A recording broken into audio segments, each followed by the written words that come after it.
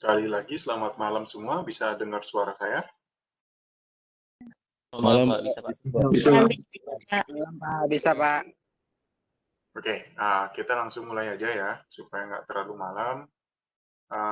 Kita lanjut materi kita minggu lalu ya. Sebentar.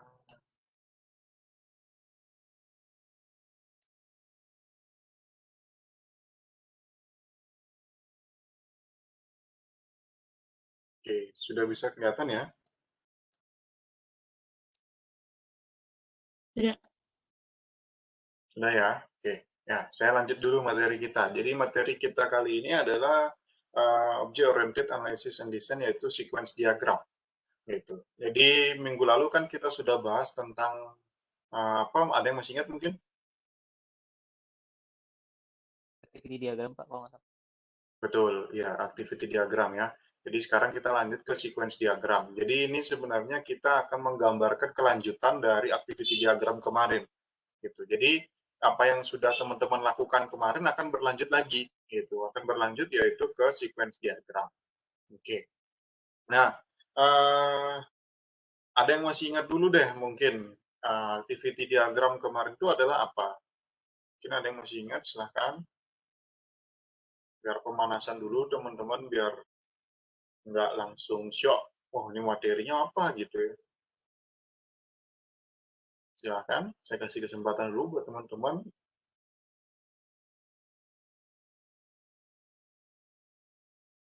Nggak usah terlalu terpaku dengan bahasa buku atau bahasa slide saya kemarin, yang teman-teman ingat aja, gitu nggak apa-apa. Oh, izin coba, Pak.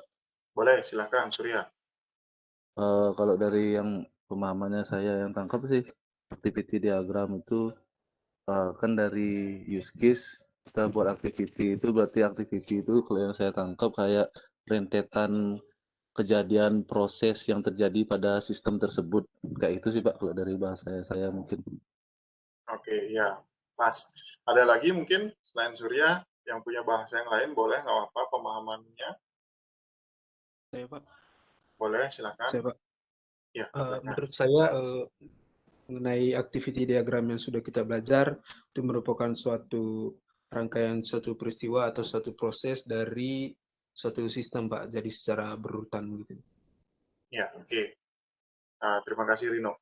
Ya, kurang lebih apa yang sudah disampaikan Rino dan Surya tadi itu mencerminkan activity diagram. Jadi rentetan atau urutan ya, aktivitas di mana membuat sebuah flow ya, flow sebuah sistem mulai dari satu proses ke proses berikutnya hingga proses itu berakhir gitu. Jadi kalau kemarin itu teman-teman mungkin sudah sudah membuat activity diagram, maka sekarang itu sebenarnya kelanjutannya adalah sequence diagram gitu. Jadi sequence diagram ini terlahir dari cerita activity gitu. Jadi begitu ada activity diagram, maka satu activity diagram itu akan menjelaskan tentang satu sequence diagram gitu. Jadi ada satu activity akan melahirkan satu saja sequence diagram. Jadi kalau misalnya teman-teman punya di sana ada satu sequence diagram, maka nanti teman-teman akan membuat juga adalah satu sequence diagram gitu. Jadi satu activity satu sequence gitu.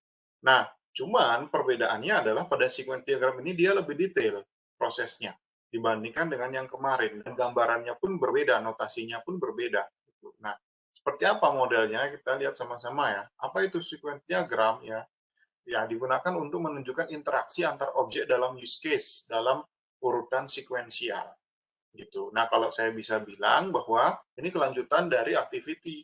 Nah, activity itu kelanjutannya dari mana? Dari use case. Gitu. Sehingga apa yang dibuat dalam sequence diagram ini adalah interaksi antar objek. Gitu. Interaksi antar objek itu yang seperti apa? Nanti kita lihat. Ini contohnya kurang lebih. Gitu. Jadi teman-teman akan membuat sequence diagram yang seperti ini. Ini contoh adalah sequence diagram tarik uang ya, atau apa namanya ngambil duit gitu di ATM. Nah, kurang lebih seperti ini modelnya gitu ya. Jadi ada nasabah narik uang nih, dia Kalau kemarin itu kan kita hanya secara vertikal ya. Secara vertikal itu dalam artian activity diagram itu dari atas ke bawah prosesnya atau flow-nya. Kalau sekarang sequence diagram ya dari kiri ke kanan, dari atas ke bawah gitu. Jadi flow-nya itu semakin lebih rumit, yaitu adalah dari horizontal maupun vertikal gitu. Nah, kurang lebih tampilannya nanti akan seperti ini. Nanti saya akan jelaskan ini bagaimana alur dan prosesnya. Ya, jadi sini ada nasabah tarik uang, jumlah uang yang berapa, ada data nasabahnya berapa, kemudian ada proses, ada controller, ada entitas dan seterusnya. Gitu. Nah, kurang lebih ya, sequence diagram ini sebenarnya detail ketika kita mau membuat program. Gitu. Jadi ada tampilan formnya, ada controllernya, ada database-nya. Gitu. Ya, teman-teman sudah dapat mata kuliah web programming ya. Jadi kurang lebih modelnya ya kayak gini. Gitu. Selain web programming, apalagi ya yang bersifat dia object oriented yaitu adalah Java atau OOP, Object Oriented Programming.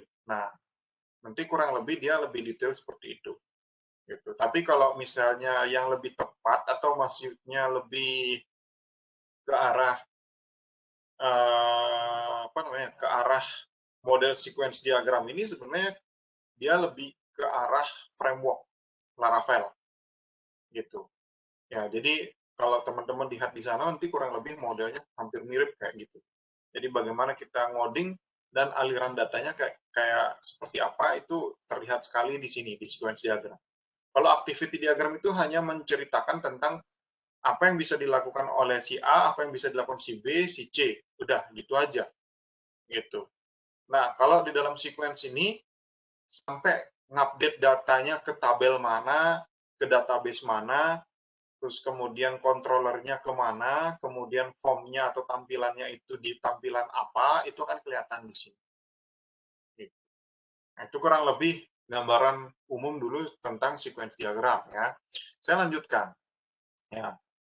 Informasi disampaikan dalam dimensi vertikal dan horizontal. Ini adalah sequence diagram yang tadi saya bilang. Dimensi vertikal atas bawah itu sequence waktu dari message call. Nah, dari atas ke bawah ini teman-teman bisa perhatikan atas dan bawah. Ya, ada batang itu ya, ada batang silinder ya, atau tabung ke atas. Nah, itu secara vertikal saya bilang atas bawah. Itu kita bisa sebut dengan sekuensial waktu. Gitu. Atau saya bilang itu adalah lifetime ya, waktu hidup. Jadi kapan dia idle, kapan dia hidup. Kalau dia putus-putus dari atas ke bawah putus-putus, maka itu idle atau nggak ngapa-ngapain. Gitu. Oke, lanjut. Kemudian dimensi horizontal kiri ke kanan adalah objek instance ya, yang dikirim oleh message. Dari kiri ke kanan itu menggambarkan bagaimana proses dari satu objek berinteraksi dengan objek lainnya. Gitu. Itu disebut sebagai objek instance atau hubungan antara satu objek dengan yang lain. Contoh, nasabah hubungannya dengan form tarik uang. Kemudian form tarik uang hubungannya dengan tarik uang controller atau kontrol. Gitu. Kemudian tarik uang controller hubungannya sama database, yaitu tabel akun atau database tabel akun. Gitu. Oke, nah lanjut. Elemen sequence diagram itu dibagi menjadi 5 bagian. Ya, jadi ada 5 bagian. Yang pertama itu adalah aktor, yang kedua objek, yang ketiga lifeline, ya, yang keempat itu execution occurrence, dan yang kelima adalah message. Gitu. Ya, oke. Nanti apa itu aktor, apa itu objek, lifeline, execution occurrence, kemudian ada message, ya, itu apa saya jelaskan. Oke, yang paling pertama adalah aktor dulu yang kita bahas satu-satu ya dari yang 5 bagian tadi. Satu-satu, yang pertama adalah elemen aktor. Aktor kita sebut sebagai orang atau sistem berpartisipasi dengan mengirim dan atau menerima message digambarkan dengan stick figure ya atau standar. Nah, kalau teman-teman kemarin sudah menggunakan activity diagram, harusnya teman-teman sudah paham tentang aktor. Teman-teman sudah menggunakan use case diagram kemarin, ya, maka itu kita sebut sebagai aktor. Ya, jadi teman-teman sudah tidak perlu bingung lagi aktor itu siapa. Gitu. Bisa orang, bisa sistem. Kemudian berpartisipasi dengan mengirim dan menerima message. Ya, jadi dia mengirim pesan, pesannya itu yang tadi tarik uang dan seterusnya. Kemudian digambarkan dengan stick figure. Ya, standar itu. Stick figure itu yang nih, teman-teman bisa lihat di kanan nih, ada bendahara. Gitu. Itu stick figure. Ini atau yang di atas nih, yang orang besar nih. Kelihatan. Itu stick figure ya. Oke. Itu adalah elemen aktor. Saya rasa teman-teman udah nggak bingung lagi. Kemudian saya lanjut. Elemen objek berikutnya. Elemen objek itu ya adalah internal dalam sistem gitu. Internal dalam sistem ditempatkan di bagian atas diagram. Ya, berpartisipasi dalam sekuensial dengan mengirim atau menerima message. Kemudian digambarkan dengan bujur sangkar, ya, nama objek terdapat di dalamnya. Standar UML untuk penamaan objek dengan format objek name dan class name. Contoh, sebelah kanan ada objeknya objek 7 kelas 1, objek 6 kelas 1. Berarti mereka memiliki kelas yang sama tetapi objek yang berbeda. Itu elemen objek. Nah, nanti saya jelaskan lagi lebih detail kalau teman-teman bingung. Nanti di gambarnya saya jelaskan. Berikutnya, ya ini contoh elemen objek ya. Budi ya, kelasnya adalah mahasiswa. Anonymous object itu tidak memiliki nama, tetapi dia tergolong di dalam kelas mahasiswa MHS ini. Kemudian berikutnya, object of unknown class. Ada objeknya, tapi nggak tahu dia itu termasuk di kelas apa, sehingga dia cuma tulisannya adalah Budi, gitu aja. Gitu. Ya, kemudian saya lanjut. Nah, kemudian ada objek stereotype. Stereotype itu adalah objek apa? Ada boundary class, ada my control atau control class, ada entity class. Itu objek stereotypes. Ya, yang saya bilang objek stereotypes itu adalah apa? Boundary.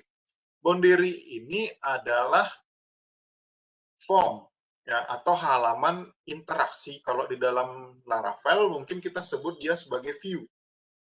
Ya, view-nya. Itu kita sebut sebagai boundary. Ya, kalau di dalam Object Oriented Analysis and Design atau OAD, kita sebut dia view itu kita sebut sebagai boundary. Ya. Nah, kalau misalnya teman-teman bingung sama Laravel ya, teman-teman masih mungkin ingat di mata kuliah lain, mungkin contohnya OOP ya, Object Oriented Programming. Boundary itu adalah form atau apa namanya? Tampilan dari tampilan dari aplikasi atau user interface. Gitu. User interface-nya apa? Itu boundary. Kemudian control ya. Control itu kita sebut sebagai controller. Kalau di dalam Laravel itu dia punya controller. Nah, kalau di dalam apa namanya? Kalau dia di dalam aplikasi OOP atau Java, itu dia adalah bagian event-event atau metode-metode gitu. Metode misalnya contoh metode simpan atau function simpan kayak gitu ya. Ada dua function kan kalau dalam OOP itu ada apa namanya? Void dan non void. Kalau void mengembalikan nilai, non void tidak mengembalikan nilai. Gitu. Nah, sorry iya benar. Void mengembalikan void itu tidak mengembalikan nilai dan non void itu mengembalikan nilai kembali. Nah, kemudian berikutnya ada entity class atau database. Ya, digambarkan dengan model seperti ini, ada bulatan, kemudian ada garis di bawahnya. Kalau controller bulatan tapi ada panah. Gitu. Nah, kalau boundary class ya, itu modelnya adalah bulatan, kemudian di sebelah kiri itu ada huruf T terbalik. Gitu. Ya, itu bisa dibedakan antara boundary, antara controller, kemudian antara entitas atau database. Ini database yang paling pojok kanan. Itu objek stereotype. Saya lanjut. Ya. Object creation. Sebuah objek dapat membuat atau menciptakan objek yang lain dengan message. Objek yang lain itu contoh seperti ini. Ya, jadi sifatnya adalah konstruktor. Gitu. Kalau di object oriented programming teman-teman mungkin sudah dapat, yaitu konstruktor itu adalah apa? Ketika kelas A itu dibangun, maka dia akan membuat kelas B. Gitu. Jadi hubungannya itu saling keterkaitan hubungannya. Ya, jadi teman-teman biar nggak bingung, contohnya itu konstruktor. Contohnya di sini teman-teman bisa lihat, ketika objek A itu dibangun, maka dia langsung otomatis nge-create objek yang B. Gitu. Itu sifatnya konstruktor. Oke, itu object creation. Nah, ini masih bingung mungkin, nanti saya akan kasih jelaskan lagi lebih dalam. Oke, berikutnya object destroy. Ya, ini object destroy. Teman-teman bisa lihat ada tanda X di bawahnya. Ya, sebuah objek ya dapat mendestroy objek yang lain dengan message destroy. Ya, jadi ada message seperti ini, kemudian dia destroy. Berarti programnya sudah berhenti sampai di sini. Jadi proses B berhenti sampai di sini, udah nggak ada progres lagi. Udah nggak ada kelanjutan. Biasanya destroy itu teman-teman bisa perhatikan ada di sini. Ya ini. Contohnya ini. Ada exception controller kemudian destroy X di sini teman-teman bisa lihat. Berarti controllernya ini sudah dimatikan. Exception sudah berhenti. Oke. Nah, objek instan yang tadi saya bilang ya, itu dari nasabah ini hubungannya ke form. Form yaitu tarik uang. Kemudian ada tarik uang dari form tarik uang ke controller tarik uang. Gitu. Kemudian ke dalam database, disimpan ke dalam database. Oke, saya lanjut ya. Ini elemen objek ini yang tadi saya bilang ada boundary, ada controller, ada entity, entitas. Ini yang saya bilang tadi ada boundary. Boundary itu adalah form tarik uangnya. Controller adalah tarik uang kontrol ini. Kemudian entitas atau database itu ada tabel akun. Oke, sudah. Oh, saya balik dulu ke sini. Nah, mungkin ada yang tanya, Pak, nasabah itu dari mana? Nasabah ini datangnya dari mana? Nasabah ini datang dari activity diagram kalian. Kalau di sana ada aktor nasabah, ya udah di sini berarti pasti akan ada aktor nasabah pada saat tarik uang. Nah, di sini, Pak, itu ada form tarik uang. Itu form tarik uang itu memang harus namanya tarik uang ya, Pak? Enggak. Form tarik uang ini boleh namanya bebas. Misalnya namanya adalah apa? View tarik uang, boleh. Atau UI ya, UI atau UI ya, UI tarik uang, misalnya gitu, boleh. Atau mau disingkat semua, UI TU, misalnya gitu. Jadi UI2 gitu ya, boleh. Itu mau disingkat. Atau Pak, biar gampang aja pakai A, boleh nggak Pak? A.2 form, boleh. Apa? Ini penamaan bebas. Ini penamaan objeknya. Gitu. Kemudian di sini ada tarik uang kontrol. Pak, ini harus tarik uang kontrol, Pak, ya nggak boleh yang lain ya? Boleh yang lain. Misalnya apa? Misalnya namanya bank controller, boleh, silakan. Ada tabel akun di sini, Pak. Ini memang harus tabel akun ya. Ya nanti kalau misalnya pas narik uang, dia disimpannya di tabel apa? Kalau misalnya di situ namanya tabel akun, boleh diisi tabel akun. Kalau misalnya namanya adalah TB nasabah, boleh diisi di sini TB nasabah, boleh. Terserah teman-teman. Ya, kita lanjut. Itu tadi sudah sampai di object creation yang ini sama object destroy tadi. Destroy sudah saya jelaskan. Kalau creation itu yang ini, yang tadi. Ini creation itu di sini. Nah ini, misalnya ini creation. Teman-teman bisa lihat di nomor 6 ini. Nomor 6 itu adalah apa? Jumlah uang lebih besar, maka nge-create dia controller baru yaitu exception. Ya. Ini kondisinya if, percabangan. Jika jumlah uang lebih besar daripada saldo, maka ini. Saya saldonya cuma 100.000, tapi mau narik 500. Otomatis dia langsung ngasih tahu di sini. Ini ada exception sini. Exception-nya adalah apa? Exception bahwa saldo tidak cukup. Kayak gitu. Nah, kalau saldo tidak cukup, ya ini sini ada exception. Kemudian di sini teman-teman bisa lihat nomor 8 destroy. Dia langsung destroy. Setelah destroy, teman-teman bisa lihat di sini ada object destroy atau X di bawah ini. Gitu. Oke, saya lanjut.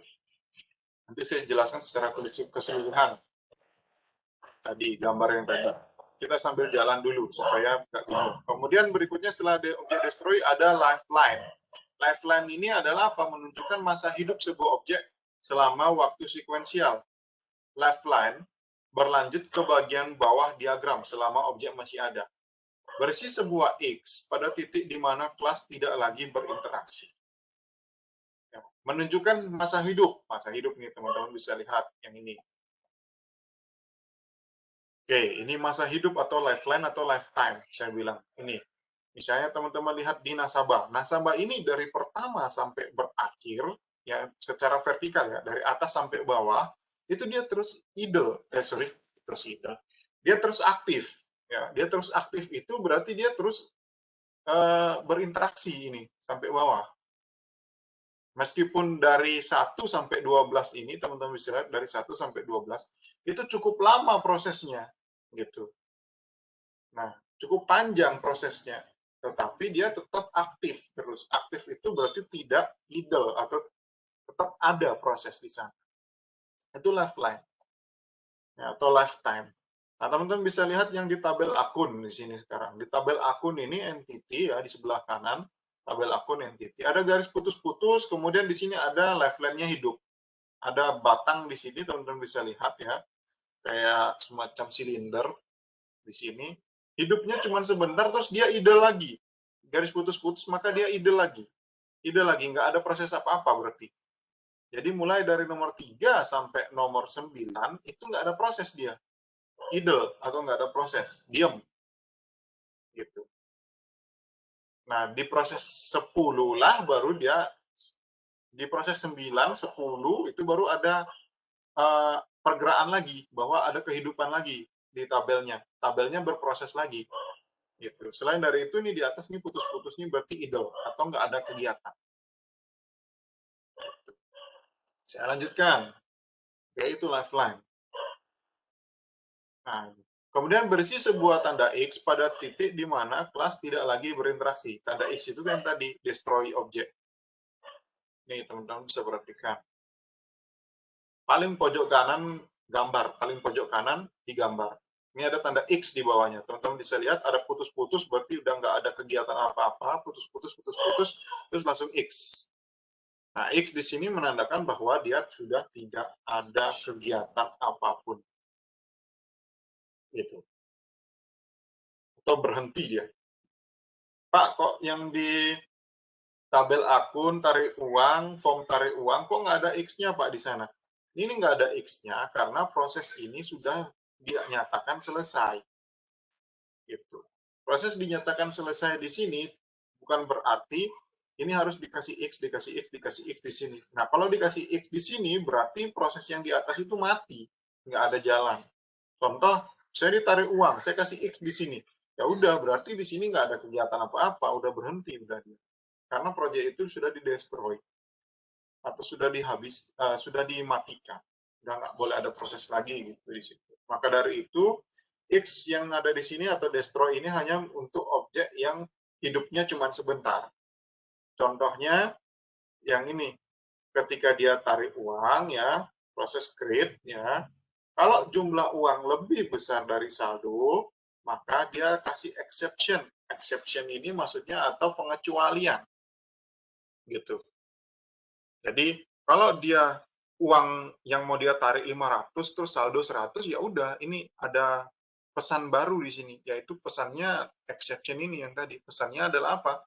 Bahwa saldo tidak cukup. Kemudian destroy berarti selesai. ATM keluar gitu.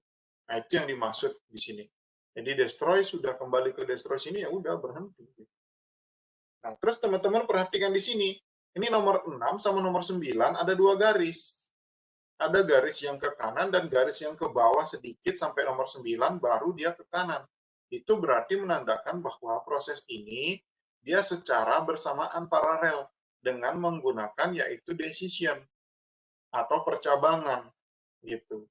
Kalau jumlah uang lebih dari 1, maka nomor 6 ini diproses. Tapi kalau jumlah uangnya itu lebih kecil dari saldo, maka nomor 9 yang diproses.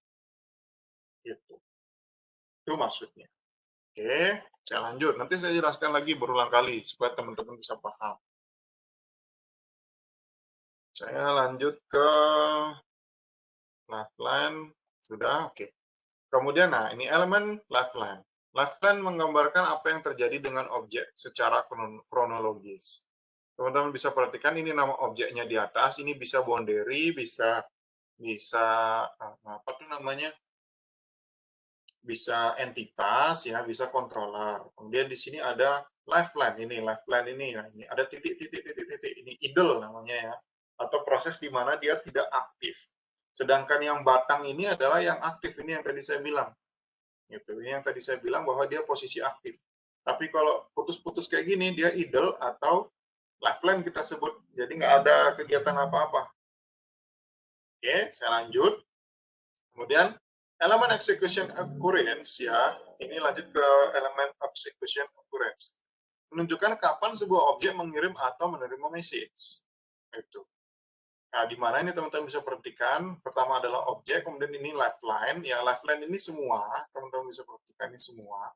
Tapi kalau putus-putus itu idle, kalau yang nggak putus-putus itu aktif. Ya, aktif atau kita bisa sebut sebagai execution occurrence. Gitu. Aktif atau dia sedang mengeksekusi. Gitu. Mengeksekusi sebuah proses. Oke. Ya, jadi teman-teman bisa perhatikan di situ. Saya lanjut, ya, elemen message. Ya, ada elemen message. Elemen message itu mengantarkan sebuah pesan. Ya, digambarkan melalui apa? Ya, nanti saya kasih tahu. Namun, elemen message itu komunikasi antara objek yang menyampaikan dan menerima informasi. Menggambarkan operation method. Ya, message yang pertama selalu mulai dari yang paling atas. Message berikutnya diletakkan lebih rendah dari message sebelumnya. Gitu. Jadi teman-teman bisa perhatikan, ini adalah message.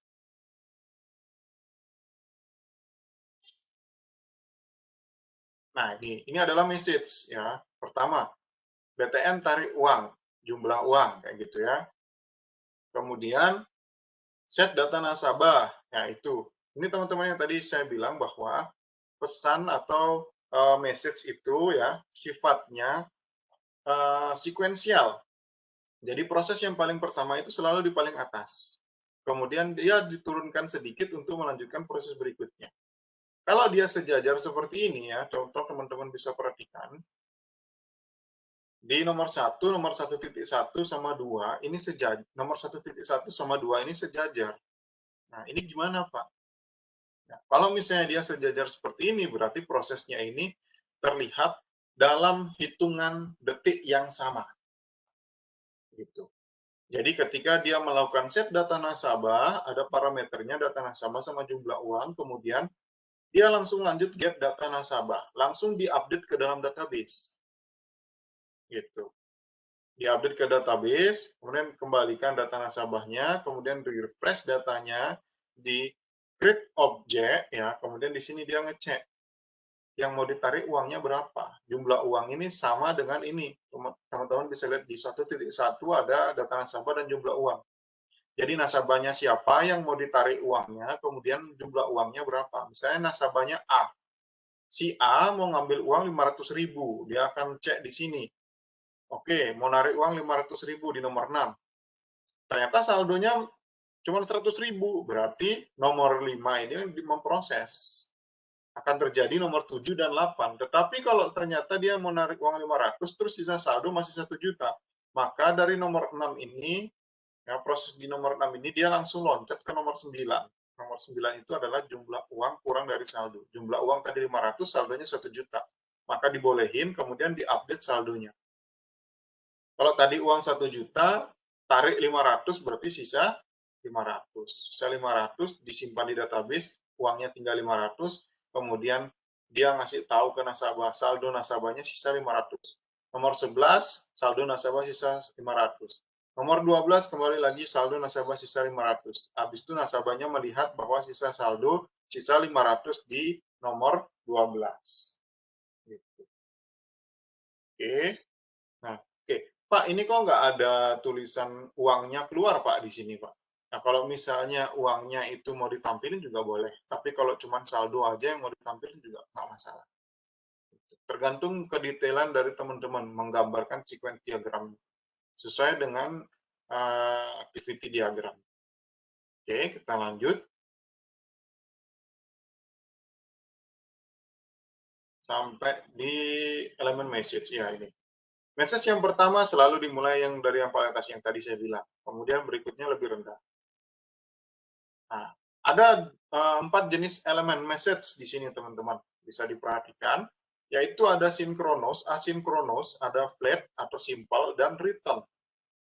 Gitu. Ini kapan dipakai, pada saat kapan? Sinkronos dipakai pada saat kapan? Asinkronos pada saat kapan? Flat atau simple pada saat kapan? Return pada saat kapan? Kita lihat sama-sama aturannya. Ya.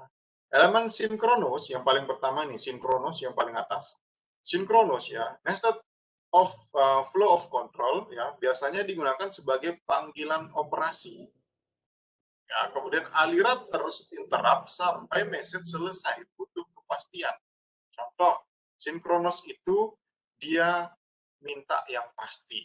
Nah, kalau misalnya ibaratnya si A ini ya, oke, si A sama si B. Ya, si A ini cowok, si B ini cewek, misalnya gitu.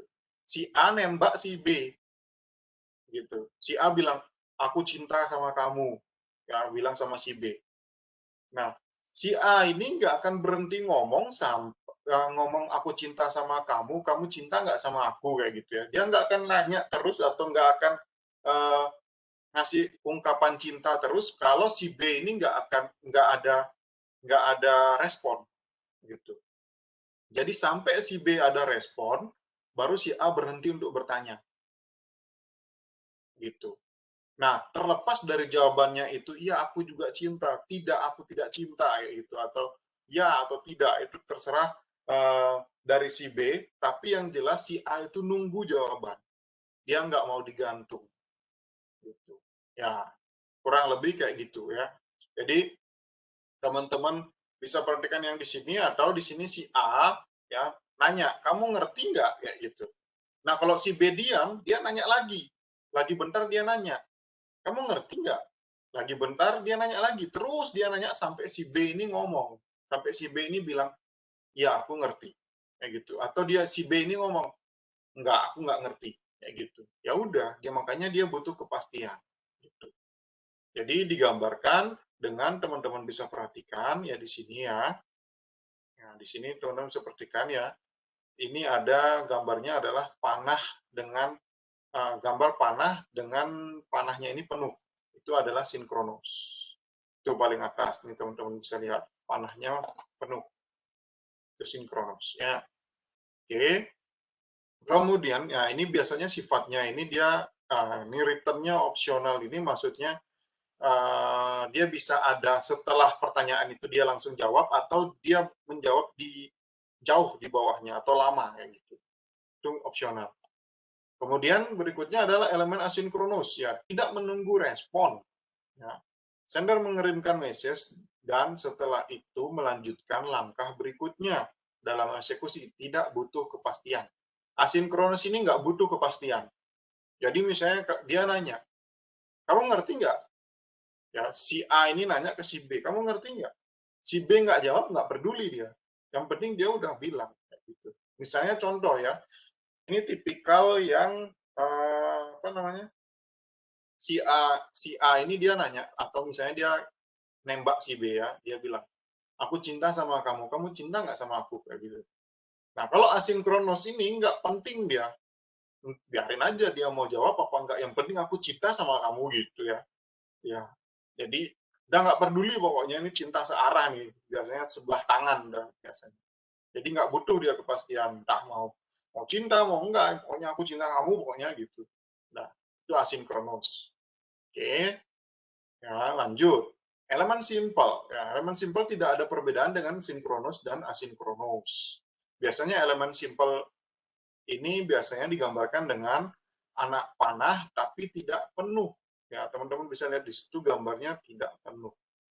Sorry, yang tadi yang asinkronos ini setengah ya, panahnya setengah. Ini teman-teman bisa lihat. Gitu.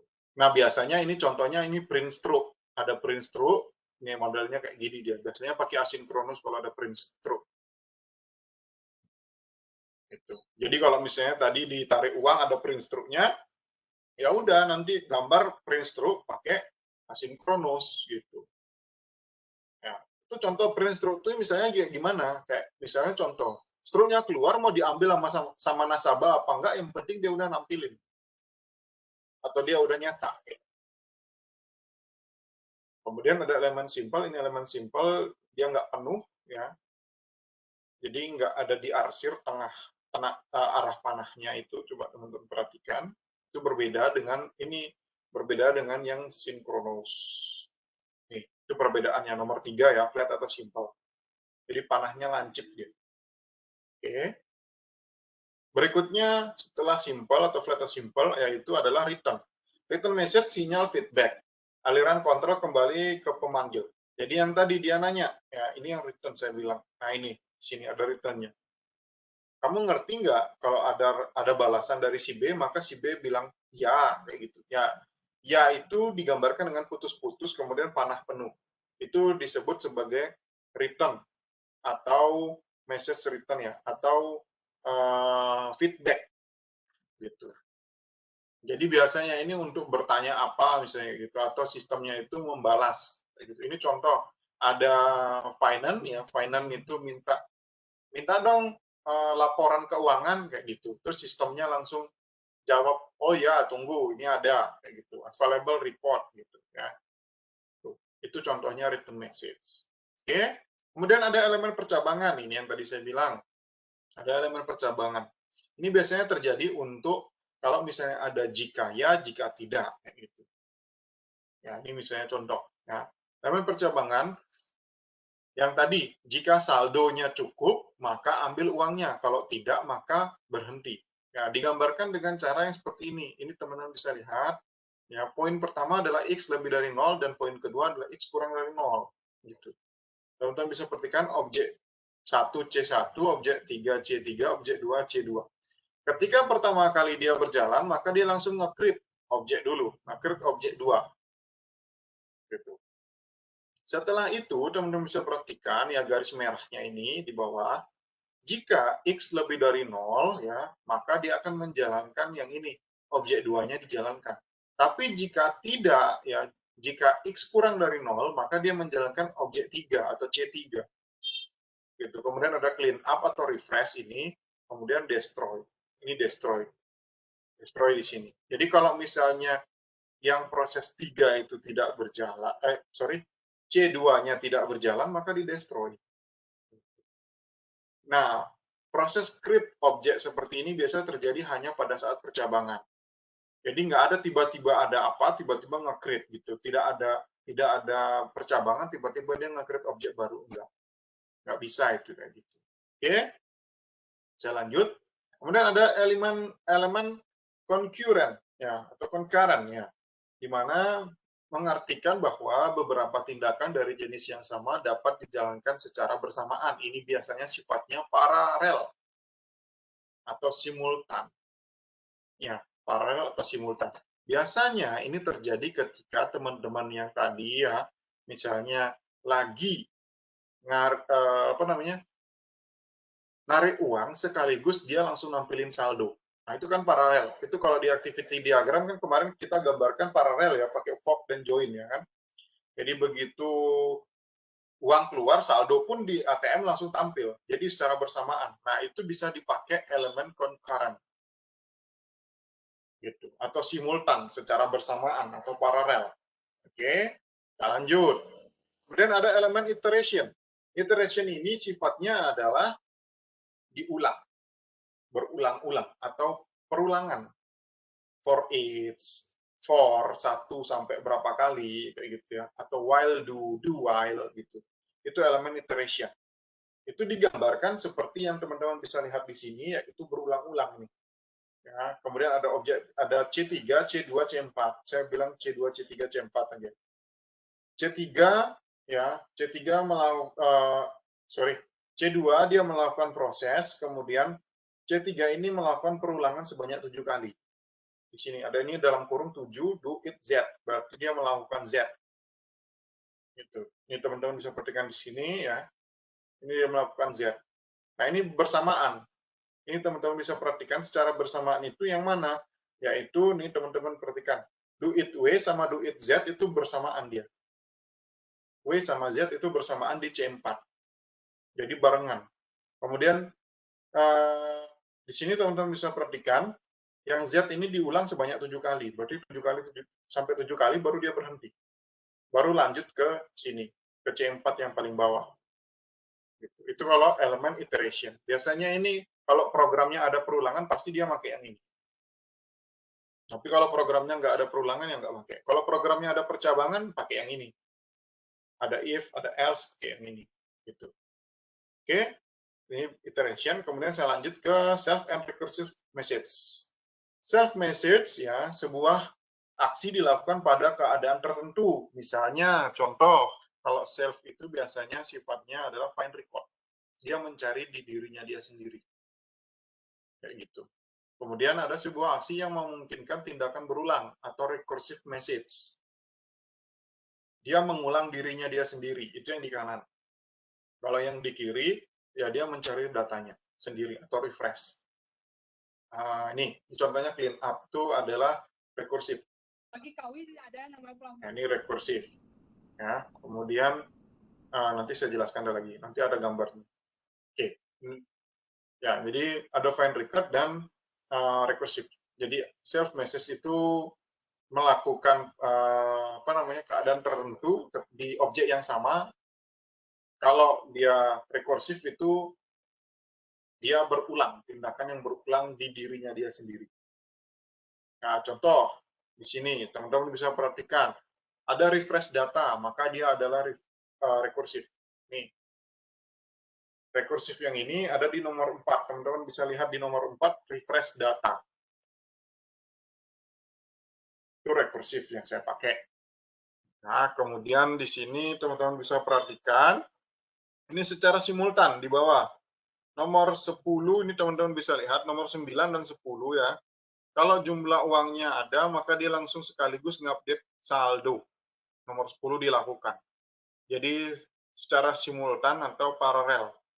Sekalian update saldo, sekalian dia nampilin saldo nasabah. Sekalian dia misalnya tadi narik 400, saldo 1 juta, maka dia langsung sisain di sini 600.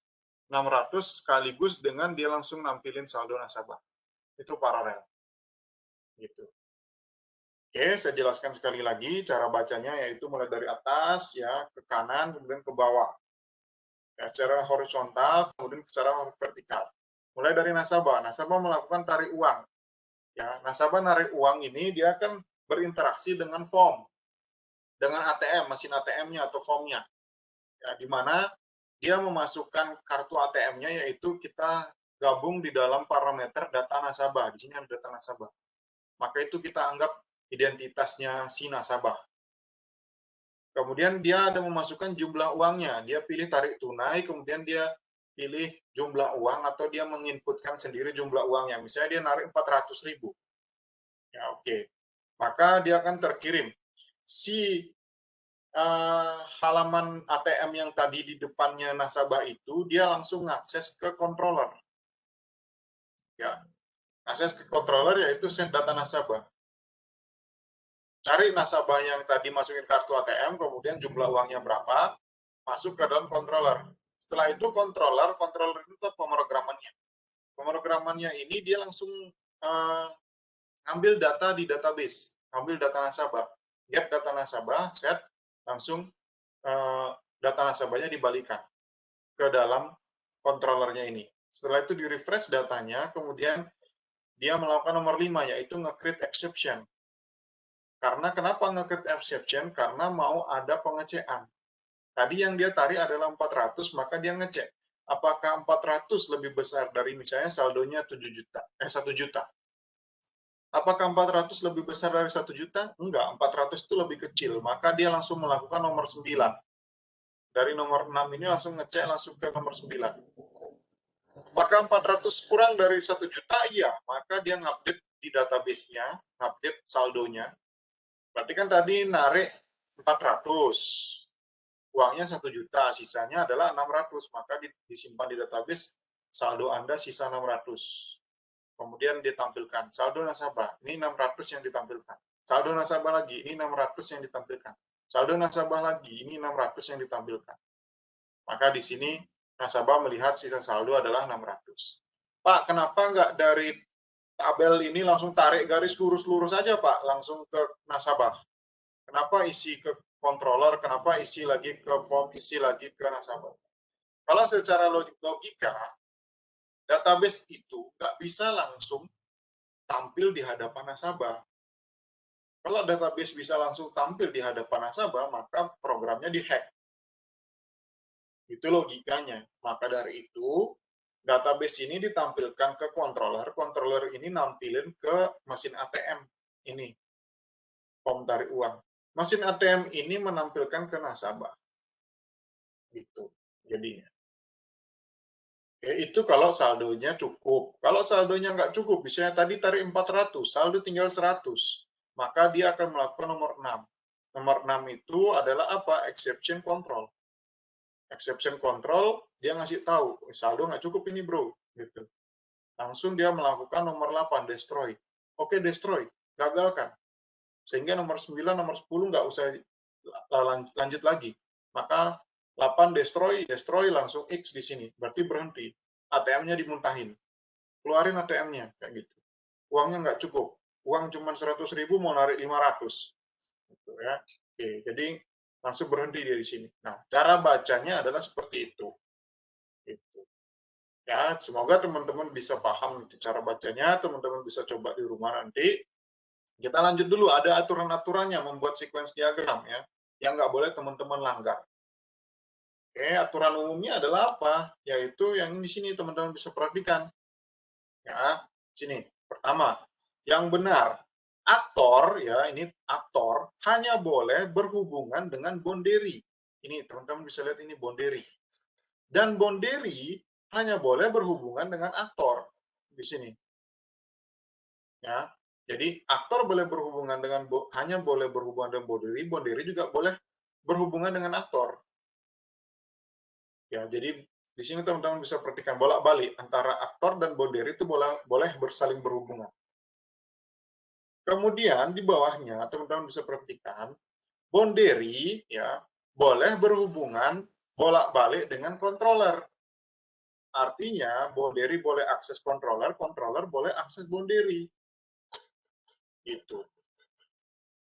Nah, kemudian berikutnya ini saya jelaskan dulu yang benar. Controller ya nomor 3, gambar nomor 3 di benar. Controller boleh berhubungan dengan controller. Begitupun sebaliknya. Ya, antara controller boleh saling berhubungan atau boleh saling mengakses. Kemudian berikutnya adalah controller boleh berhubungan dengan entitas atau database. Begitupun sebaliknya, database boleh berhubungan dengan controller di sini. Ini gambar yang benar. Gitu. Nah, kalau yang salah, seperti apa? Aktor nggak boleh berhubungan dengan controller. Ingat, ini aktor nggak boleh berhubungan dengan controller. Itu nggak boleh. Begitupun dengan controller. Controller nggak boleh berhubungan dengan aktor. Kenapa seperti itu? Bagaimana logikanya? Misalnya ada nasabah. Nasabah datang, nasabah langsung ngoding di depan ATM. Nggak mungkin kan? Karena controller itu kita bilang itu adalah bagian pengkodeannya. Atau bagian pemrosesannya. Sehingga aktor itu nggak boleh dia berhubungan langsung dengan controllernya. Gitu. Aktor berhubungan dengan user interface, baru user interface berhubungan dengan controller. Gitu. Itu yang benar. Gitu. Kalau salah, nggak mungkin. Manusia ini dia masuk dalam mesin ATM memangnya dia bisa berhubungan dengan controllernya, nggak bisa. Atau manusia ini langsung bisa masuk ke dalam laptop, nggak bisa. Gitu. Makanya itu salah yang nomor 1. Salah yang kedua, aktor nggak boleh langsung berhubungan dengan database. Ini yang tadi saya bilang. Ya. Kalau aktor bisa berhubungan dengan database, maka itu dihack. Gitu. Kena hack programnya ini berarti. Karena dia bisa langsung masuk ke dalam database. Atau dia bisa masuk langsung ke dalam komputer. Nah, itu maka dari itu nggak boleh. Aktor ini nggak boleh langsung dengan database. Kemudian, di sini boundary, dengan boundary itu nggak boleh. Ya, boundary dengan boundary nggak boleh. Gimana cara berkomunikasi? Misalnya ini ada mesin ATM satu, mesin ATM lagi satu. Gimana ini cara mereka berkomunikasi? Harus ada aktor kan di tengah. Gitu. Maka dari itu boundary dengan boundary nggak boleh, tapi boundary dengan aktor boleh. Boundary dengan controller boleh. Gitu. Ibaratnya boundary itu adalah jembatan antara aktor dan controller. Ya, sama seperti UI, user interface atau view, ya, view di dalam Laravel, itu hanya bisa diakses oleh manusia. Manusianya itu ngetik dia. Atau ngakses pakai mouse, kayak gitu. Maka dari itu, boundary nggak boleh sama boundary. Ini, gambar yang nomor 3. Ya. Kemudian, boundary sama database, nggak boleh. Boundary sama database. Gimana caranya user interface, halaman tampilannya langsung ke database? Nggak bisa. Kenapa? Harus ada codingannya dulu, baru bisa ke database. Gitu. Kalau nggak ada codingan atau controllernya nggak ada, maka nggak bisa dia hubungan. Boundary dengan database yang nggak bisa.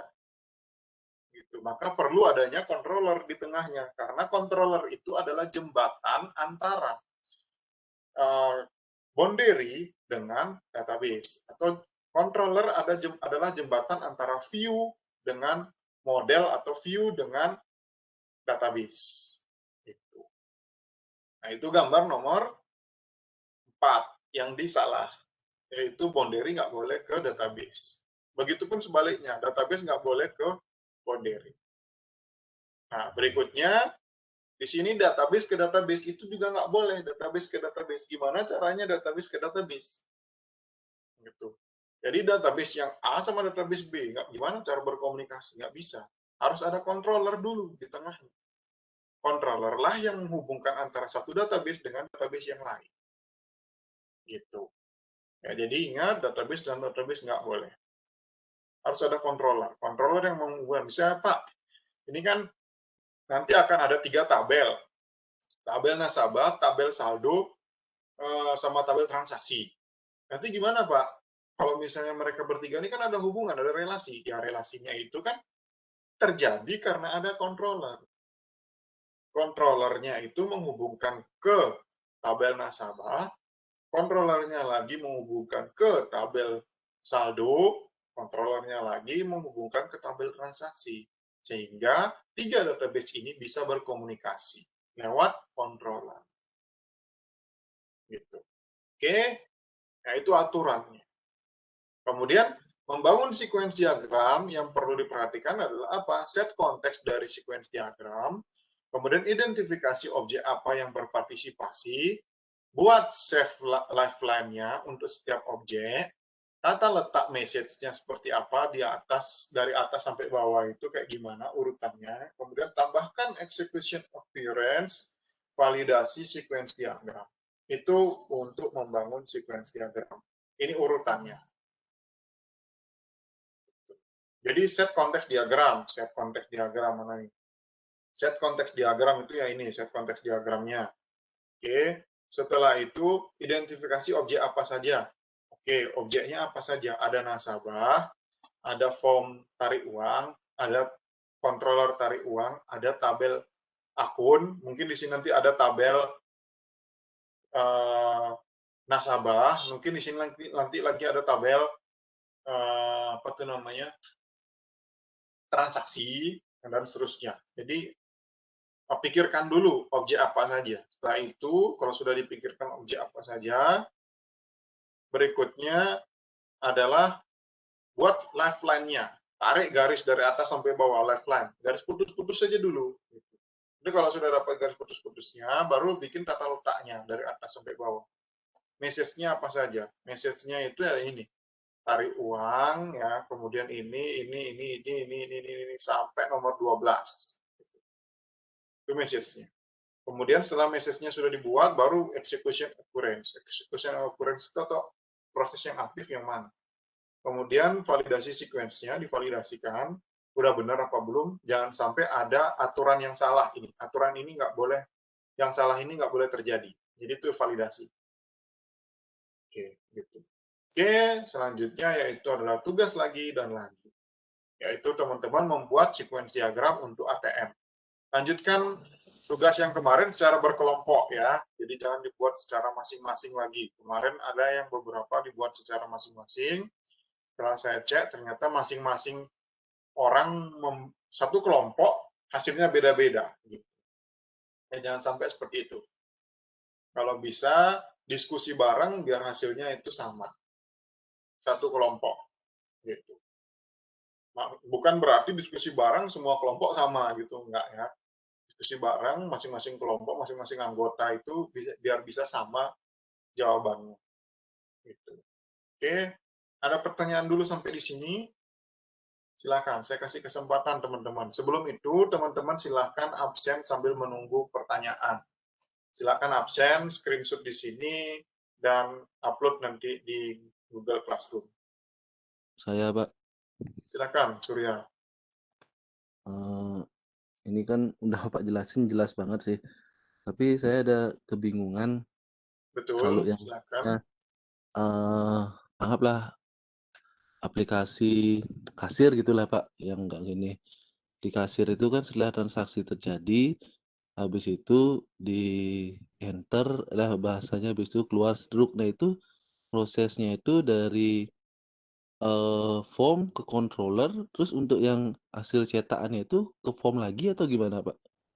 Nah, jadi dari form itu kan ke controller, dia Tuh. memproses itu. Waktu di enter dia langsung buat codingan ya kan, codingannya dieksekusi gitu.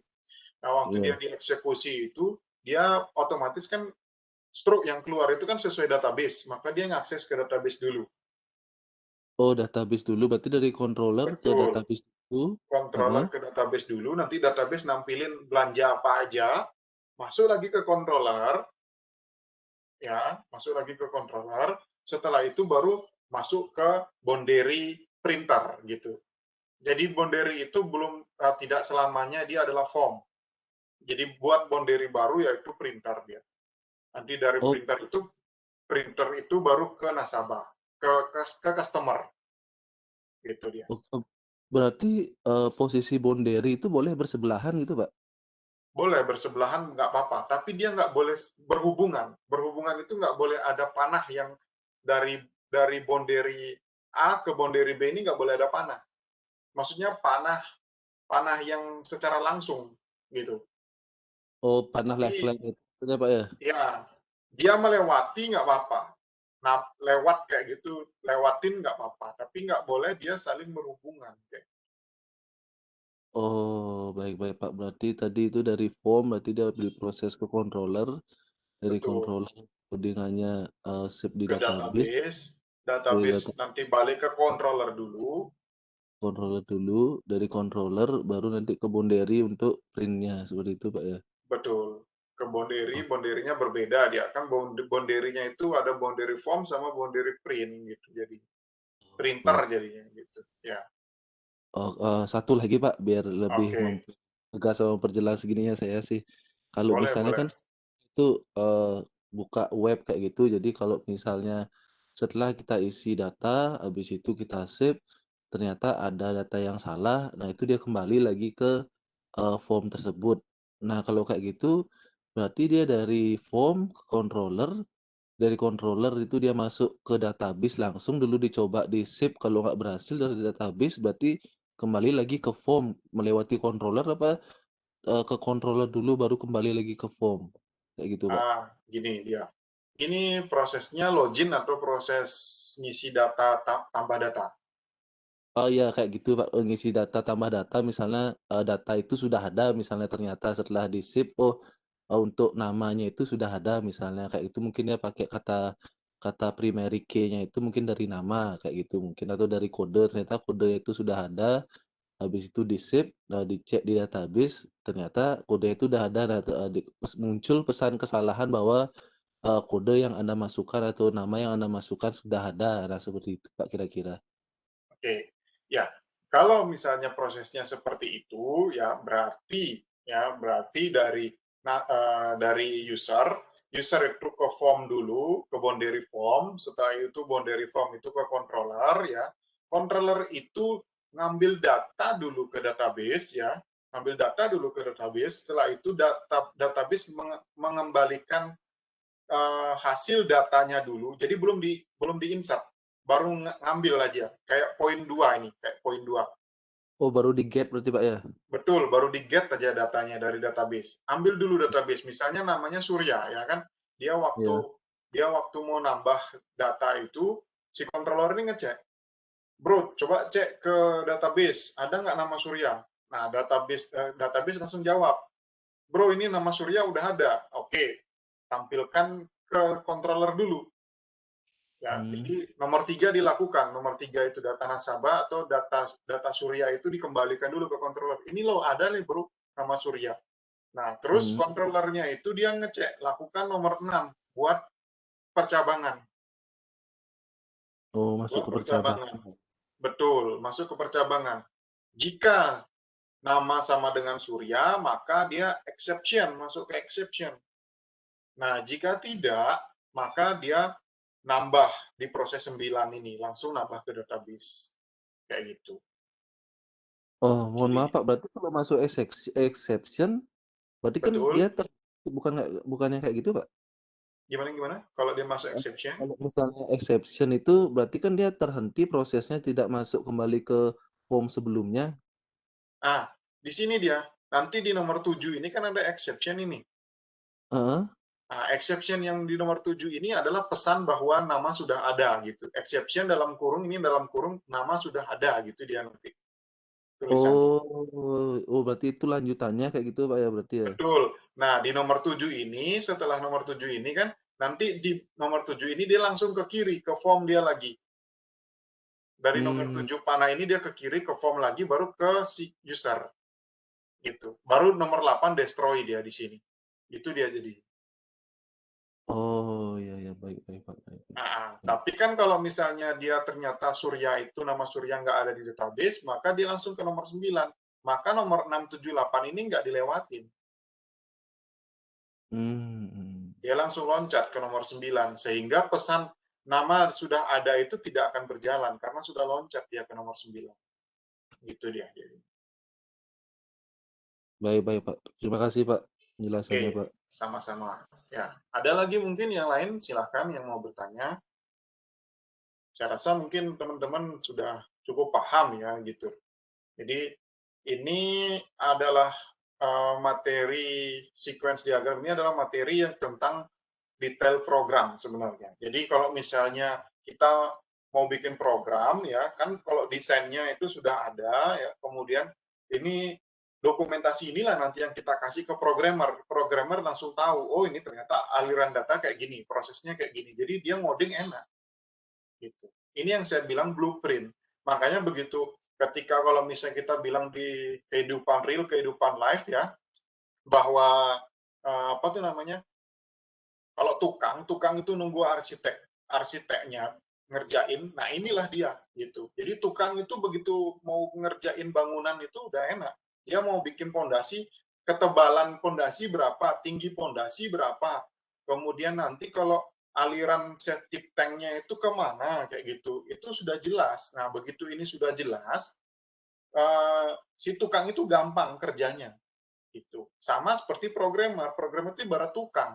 Jadi kalau misalnya si analis ini sudah ngerjain ini, si programmer itu ngoding udah tinggal enak, udah nggak mikir apa, gitu.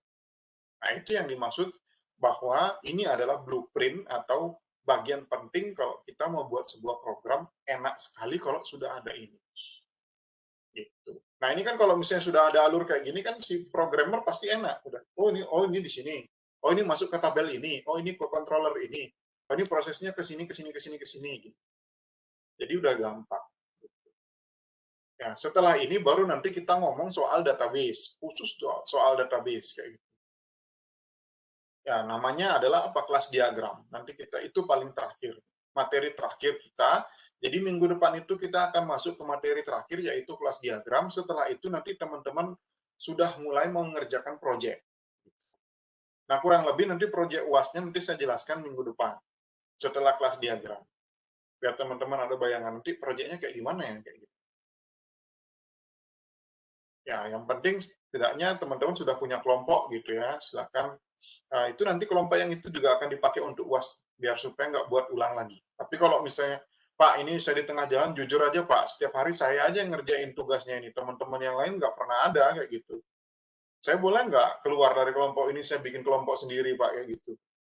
Maksudnya bukan bikin kelompok sendiri, tapi bikin kelompok, terus saya rekrut orang lain lagi yang masuk ke saya gitu. Boleh nggak kayak gitu Pak? Ya itu saya kembalikan ke pribadi masing-masing aja. Kayak gitu. Karena saya nggak mau memaksakan teman-teman nanti terbebani, akhirnya teman-teman nggak bisa belajar. Kayak gitu. Itu terserah dari teman-teman. Oke, silahkan. Ada lagi mungkin selain Surya yang ingin bertanya.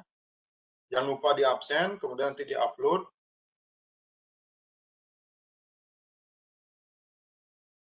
Nanti saya usahakan untuk upload ini juga ke YouTube, supaya teman-teman yang nanti nggak hadir hari ini dan mau nonton, silahkan. Atau yang sudah hadir hari ini tapi masih belum paham dan mau nonton ulang, silahkan. Oke? Ada mungkin? Saya kasih waktu dulu 1 menit aja untuk bertanya. Kalau ada lagi, saya buka lagi waktunya lagi, saya perpanjang lagi dikit. Kalau nggak ada, ya saya rasa cukup. Nanti teman-teman coba dulu. Kalau memang ada pertanyaan dan sebagainya, boleh share di grup. Silakan nanti bertanya. Nanti saya usahakan. Mungkin memang saya tidak bisa fast respon, karena mungkin kadang-kadang saya juga pas teman-teman nanya, saya lagi ngajar, atau saya lagi ada kegiatan, atau nggak depan HP, atau nggak depan laptop. Jadi nggak bisa fast respon, tapi saya usahakan saya akan menjawab. Oke, silahkan teman-teman. Nggak ada? Oke, saya rasa cukup. Saya ucapkan terima kasih buat teman-teman yang sudah bergabung hari ini ya. Dan kalau mungkin nanti ada pertanyaan, teman-teman boleh bertanya di grup ya, silahkan. Atau mungkin nanti mau bertanya via WA ke saya, boleh juga, nggak apa-apa. Oke, saya akhiri saja sudah pertemuan ini. Selamat malam teman-teman semua. Selamat malam, Pak. Malam, Pak. Selamat malam, Pak. Terima kasih. Makasih Pak, selamat malam.